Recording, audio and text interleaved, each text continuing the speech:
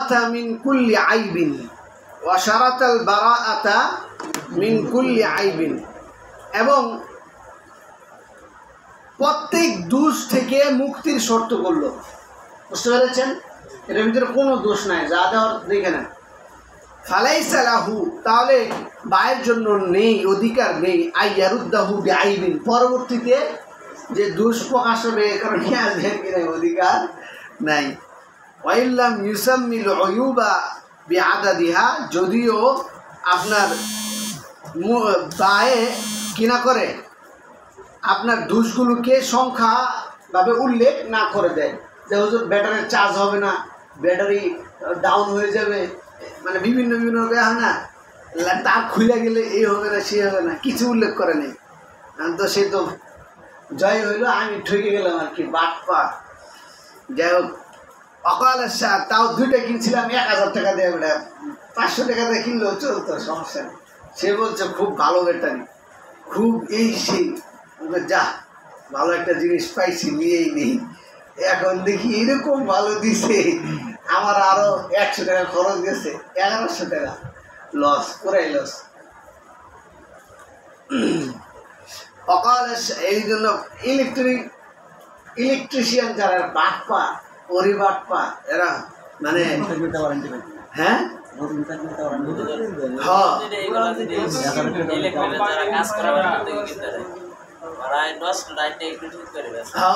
এটা তো আমি বুঝি নাই। এই বাটপারা এটাই করছে, এটাই করছে। এটা ঠিক হয়েছে না, আমি তো এটা বুঝি না। আমি তো ভাবছি সরল মনের মানুষ, যে সে মনে হুজুর মানুষ, সরল মনে আমাকে ধোকাটা দিল। আল্লাহ, হ্যাঁ এই যে তো হুজুর মানুষ কি আর করবো, নষ্ট হইলে আর আসবো না, আবার কইলেও আমি একটু ঠিক করে দেবো, কয়বার আর আসবো, সমস্যা নাই। সে আবার কয় হুজুর আপনার এলাকার সব আমি করি, আমি খারান, আমার এলাকার খালি আমি বলে দিব, শেষ, আপনার ব্যবসা আসমানে দেবো। এবার যাওয়ার সময় একটা ওয়ার্নিং দিয়ে দেবো। চলেন,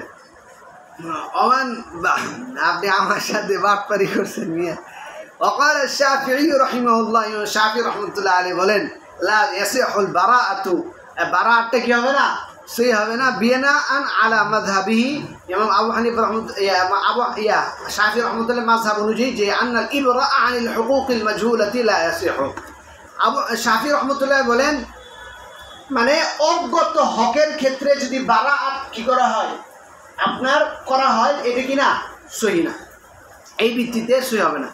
হুয়া ইয়াকুলু, তিনি বলেন, ইন্না ফিল ইবরাই, বারাআতের ক্ষেত্রে মানে দায় মুক্তির ক্ষেত্রে এখানে মানাত তামলিকি কি রয়েছে ভাই, তামলিকের অর্থ আছে হাত্তা ইয়াতাদ্দু বিরদ্দি, এমনকি ওইটা মালিকানা ফিরিয়ে দেওয়ার মাধ্যমে ফিরে যায়।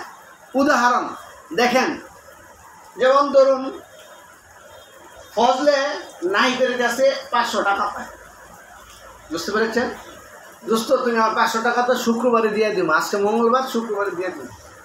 এখন কিছুদিনের ভিতরে ফজলে কারোর প্রতি বান গিয়ে কোটিপতি হয়ে গিয়েছে।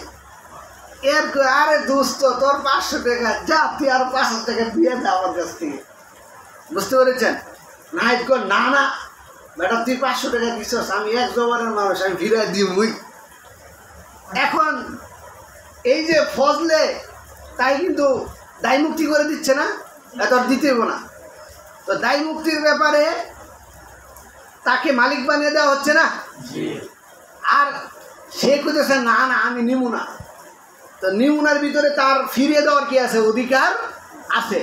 সে অর্থাৎ এবরা এর ভিত্তিতে কি আছে, মালিকানার অর্থ। এই কোনা কে বেটা, দায় মুক্তির ভিতরে কিসের অর্থ পাওয়া যায়, মালিকানার অর্থ পাওয়া যায়। সুতরাং এখানে যে সে দায় মুক্তি করতেছে, বলতেছে ভাই এই আপনি লাইটটা নিবেন, দুষ্টুটি হইলে আমি জানি না, তাহলে কেমন জানেন, তাকে কি করে দিল, মালিক বানিয়ে দিল। মালিক বানিয়ে দিল না। আর যেই জিনিসের ব্যাপারে, যে জিনিসটা অজ্ঞ জিনিসের মালিক বানানো, হুকুকের ক্ষেত্রে মালিক বানানো, এটা কিনা সহি না, এটা কার মত, শাফি রহমতুল্লাহর মত। এই কথা বুঝে আসছে। এই ভিত্তিতে উনি বলেছেন এই যে হাত্তা ইয়ারতাদ্দু বিরদ্দি, এমনকি ইয়ারতাদ্দু ফিরে যাবে, ওই যে মালিকানাটা ফিরে যাবে বিরদ্দি ফিরিয়ে দেওয়ার মাধ্যমে। নাহিদ বলতেছে আমি নিব না 500 টাকা, তো ফিরিয়ে দেওয়ার মাধ্যমে ফিরবে না। হাত্তা ইয়ারতাদ্দু মালিকানাটা ফিরে যাবে বিরদ্দি নাহিদের ফিরিয়ে দেওয়ার মাধ্যমে। কি ফিরিয়ে দিছে? ভাই তুমি যে আমাকে 500 টাকা দিয়ে দিতেছো আমি নেব না, ফিরবে না।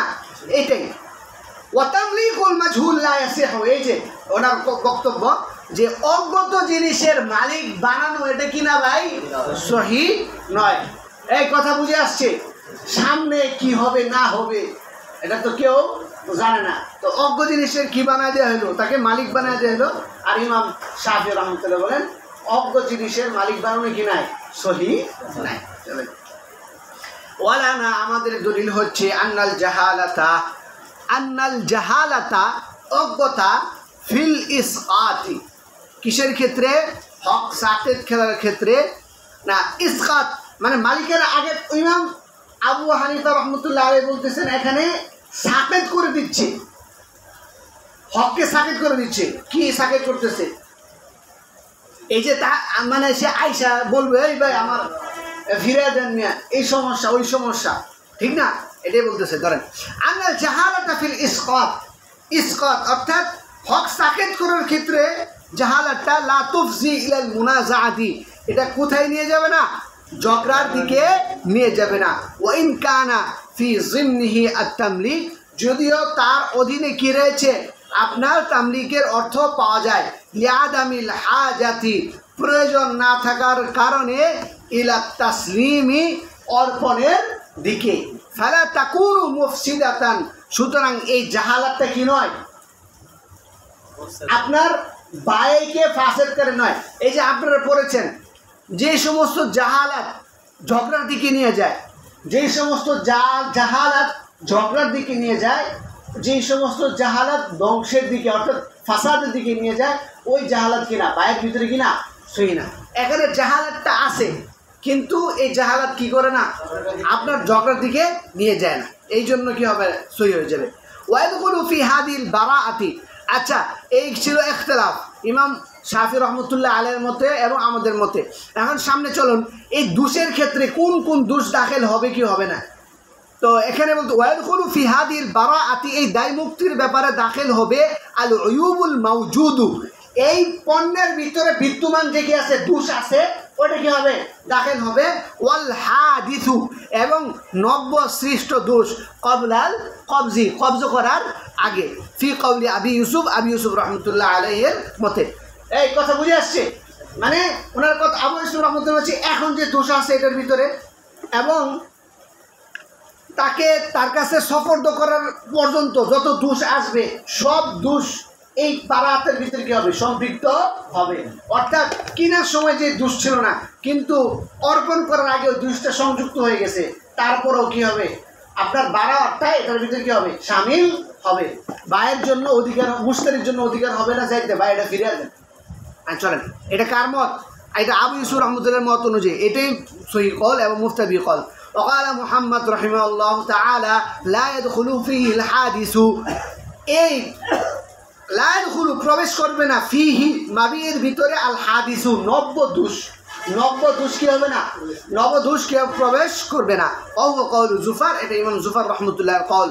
লিআন্নাল বারাআতা তানাওয়ালু সাবিত, কেন এখানে দায় মুক্তি এটা যেটা আছে, সাবিত মানে কি? যেটা বর্তমানে ওই মাবির সাথে আছে ওইটাকে কি করে? শামিল করে। এই কথা বুঝে আসছে? বলতেছে ভাই আমি তোমার কাছে কলমটা বিক্রি করতেছি, তুমি দেখে নাও, পরে আর ফিরে দিতে পারবে না। তাহলে এখানে দোষ কোনটার কথা বলা হচ্ছে? যেটা এটার ভিতরে এখন কি আছে? বিদ্যমান আছে।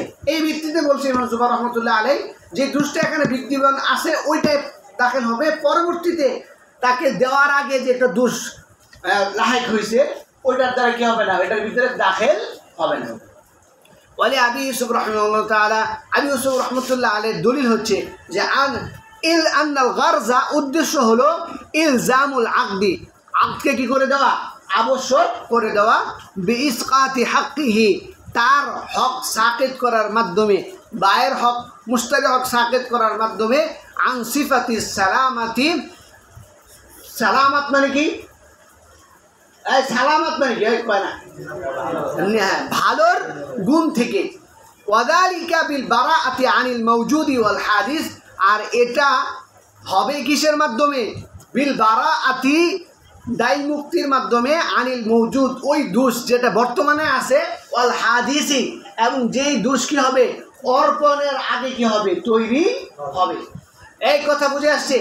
মানে ইমাম আবিসুর রহমতুল্লাহ বলতেছে যে এই যে এই কথাটা বলতেছে যে ভাই তোমার যা বুঝার এখনই বুঝে নাও, পরবর্তীতে আর আসতে পারবা না।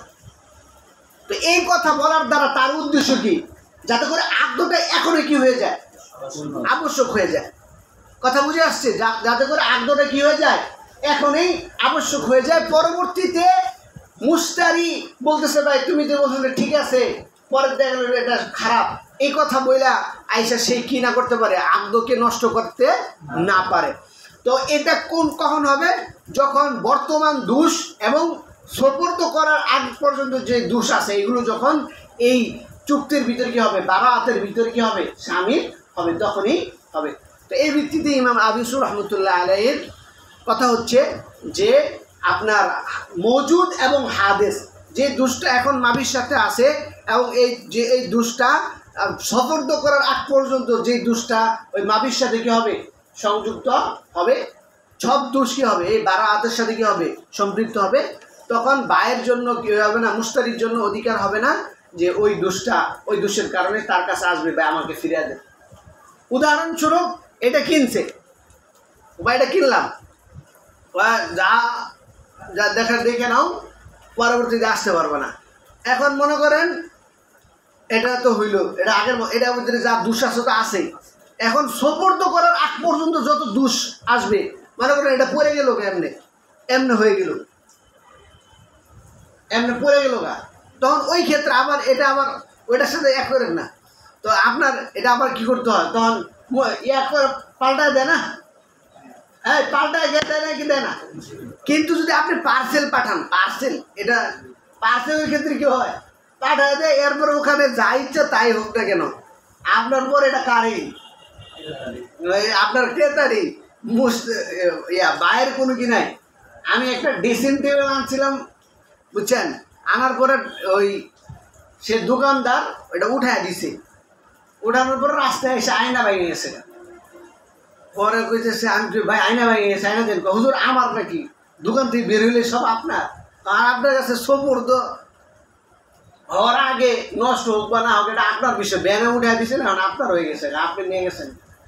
আমার বাড়িতে এখনো যায় নাই, না এটা এখন আপনারই